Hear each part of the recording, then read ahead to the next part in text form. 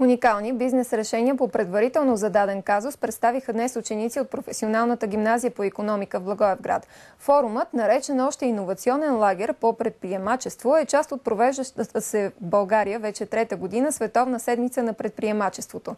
Събитието се организира общо в 15 града в страната.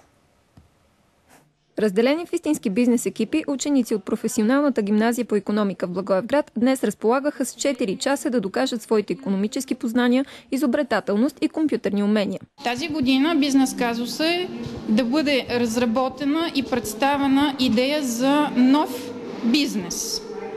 Нещо, което децата на момента трябва да решат какво ще бъде, да сглобят кратко представяне и да се представят съответно пред публика.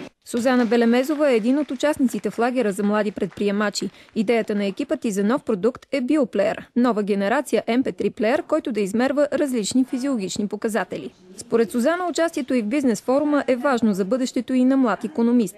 Така се развиват нашите умствени възможности и все пак сме в такова училище, което ще ни е от полза. След оценка на бизнес предложенията от компетентно жури бе посочен и отборът, справил се най-добре с задачата. Той ще се състезава на финала през 2011 година в София с първенците от останалите 14 града.